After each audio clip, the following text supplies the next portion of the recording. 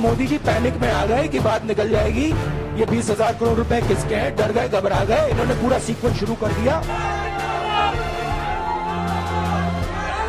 ये विपक्ष को सबसे बड़ा इन्होंने हथियार दिया है। दिल्ली में कांग्रेस पार्टी केंद्रीय सत्ता के खिलाफ जंग का ऐलान कर चुकी है। लोकतंत्र के हनन का आरोप लगाते हुए मोदी सरकार के खिलाफ मोर्चा खोल रही है। कांग्रेस पार्टी के साथ कई और विरोधी दल हैं जो कंधे से कंधा मिलाकर 2024 में सियासत की नई चमक बिखेरने की जुगत में हैं। वहीं यूपी में सबसे बड़े विपक्षी दल के रूप में मानी जा रही समाजवादी पार्टी की सियासत एक सारस और सांड के इर्द गिर्द घूम रही है। सपा प्रमुख अखिलेश यादव लगातार अमेठी वाले आरिफ और सारस की जुदाई को लेकर सरकार पर हमलावर हैं। जब देश में 2024 को लेकर सियासत की बड़ी बड़ी हलचलें हो रही हैं, तब यूपी का मुख्य विपक्षी दल एक सारस और सफारी के पीछे भाग रहा है। ऐसे में सवाल उठता है कि क्यों अखिलेश यादव और उनकी पार्टी तमाम मुद्दों को छोड़कर परिंदों की राजनीति के पीछे भाग रही है। इसके पीछे सियासी जानकार कई तरह का तर्क दे रहे हैं, जिसमें एक ये भी है कि अखिलेश यादव को सिर्फ बीजेपी ही नहीं, कांग्रेस का भी डर सता रहा है।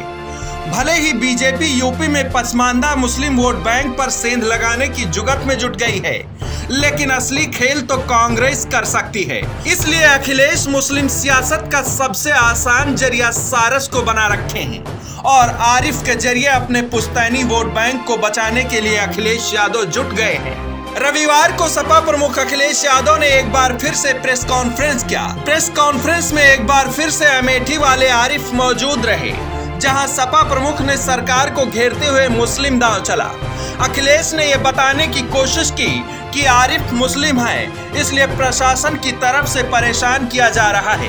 यही अगर कोई हिंदू होता तो उसे सरकार की तरफ से सम्मानित किया जाता। अखिलेश ने बातों बातों में सरकार को मुस्लिम विरोधी साबित करने की कोशिश की, साथ ही अपनी सियासी दुश्मनी का बदला मुस्लिम समाज से लेने का आरोप भी लगाया। अखिलेश यादव ने इस प्रेस कॉन्फ्रेंस के दौरान कांग्रेस पार्टी से भी आह्वान किया कि कांग्रेस पार्टी को क्षेत्रीय पार्टियों का साथ देना चाहिए। अगर मिलकर लड़े तो यूपी में बीजेपी के विजय रथ को रोका जा सकता है। दरअसल समाजवादी पार्टी को अपने सबसे बड़े मुस्लिम वोट बैंक को लेकर खतरा इसलिए है क्योंकि अखिलेश भी ये बात बखूबी जानते हैं कि लोकसभा चुनाव में यूपी सहित देश का मुस्लिम केंद्रीय सत्ता के खिलाफ कांग्रेस पार्टी के साथ जा सकता है। ऐसे में अगर यूपी में कांग्रेस पार्टी सपा को डैमेज पहुंचाती है तो आने वाले समय में सपा की सियासत डगमगा सकती है। लेकिन अगर कांग्रेस पार्टी यूपी में मिलकर लड़ती है तो यूपी की जमीन पर सियासी बार्गेनिंग आसान रहेगी और बेस वोट बैंक को भी बचाया जा सकेगा।